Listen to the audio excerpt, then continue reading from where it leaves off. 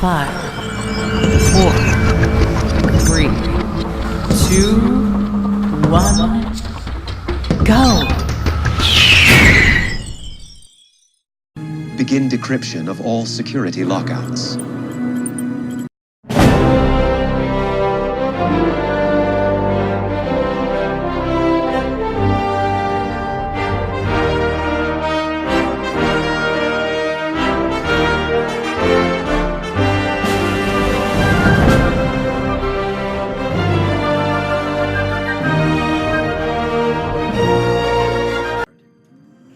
Welcome to my first video about the sci-fi show created by and starring Seth McFarlane, The Orville, where we follow the exploits of Captain Ed Mercer and his crew as they explore the galaxy, confront the enemies, and in general stand up for the flag of the Planetary Union. Now, some of you might be wondering, just what is this Planetary Union? What is its governing structure like? What runs the economy? And what is the disposition of the Union fleet? And other questions Captain Mercer refused to disclose while under interrogation by the Krill.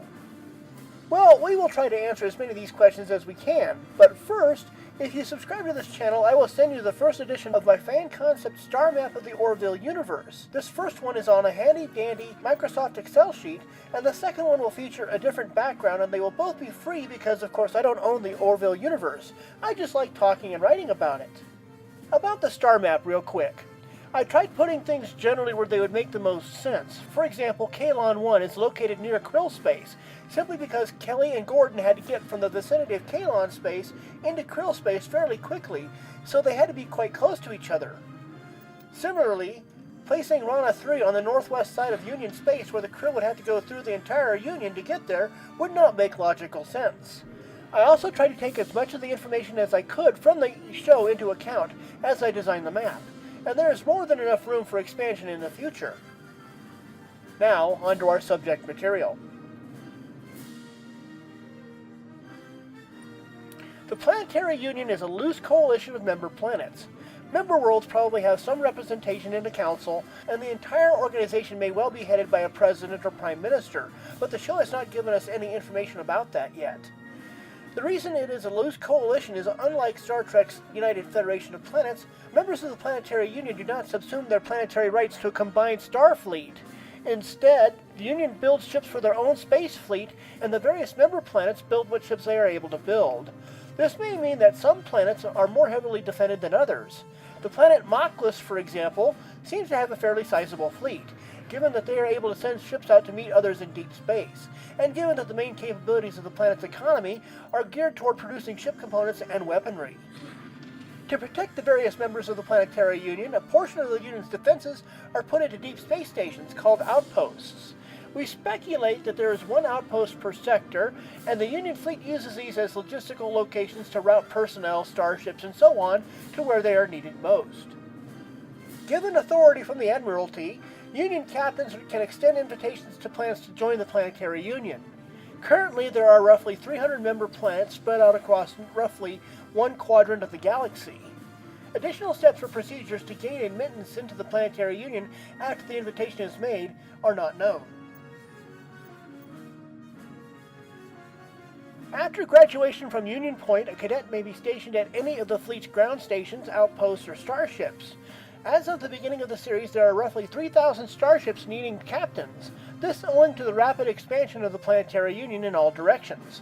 As a result, it might mean that untested or incapable captains are slipping through the cracks and ending up in the center seat on a Union starship.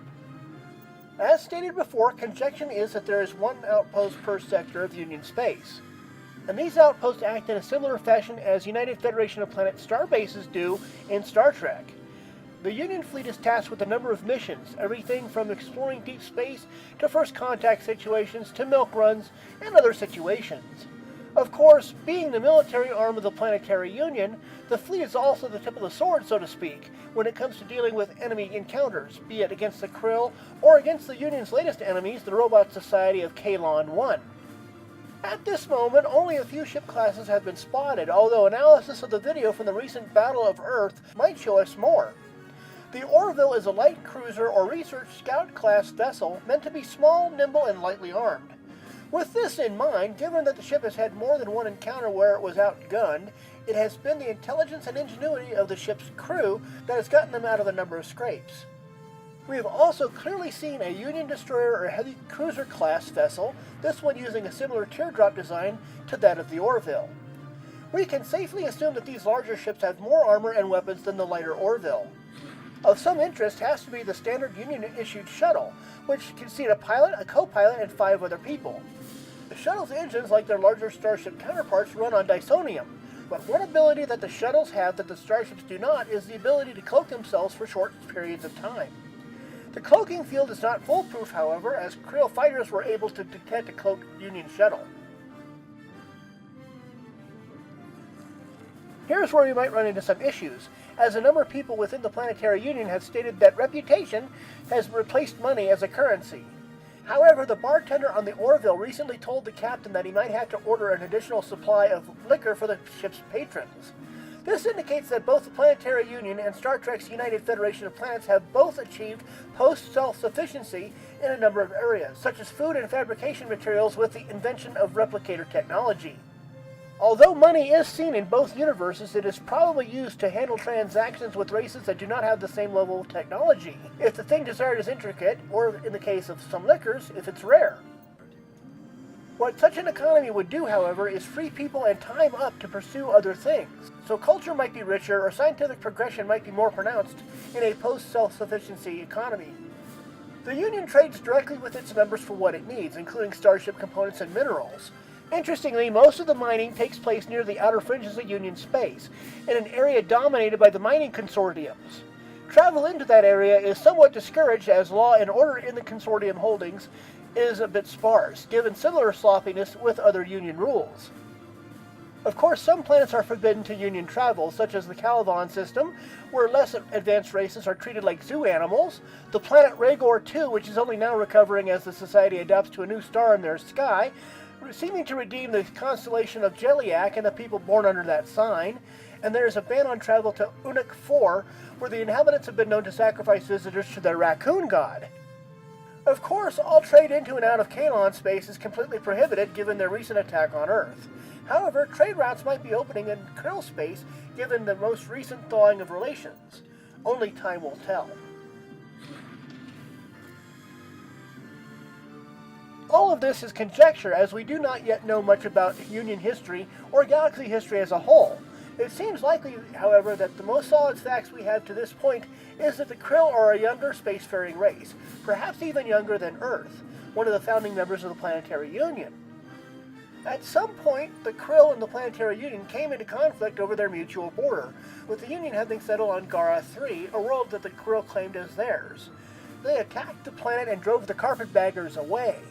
This attack stopped Union expansion to the southeast, and a long drawn-out period of Cold War settled in between the two powers. Each side made provocative moves against the other, such as the Planetary Union turning a blind eye to weapon shipments being hijacked by neutral smugglers, and the Krill threatening to field test new weapon systems against Union colonies. It is possible that if it weren't for the most recent surprise Kaylon offensive against Earth, the Union and the Krill might be at war. Instead, a fragile peace has settled in with the signing of a deal aboard the Orville. So that is the basic ins and outs of the outfit known as the Planetary Union, with a little backstory on the rest of the Orville universe thrown in. As I said before, a bunch of it is speculation, but I attempted to limit it to stuff that would simply make common sense.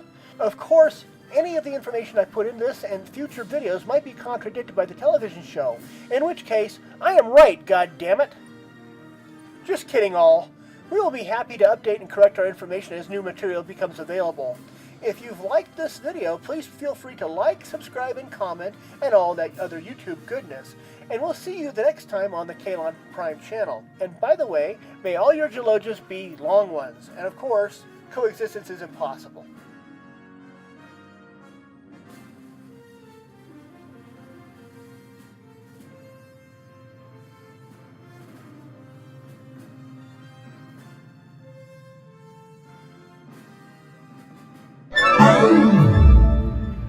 Coexistence is impossible.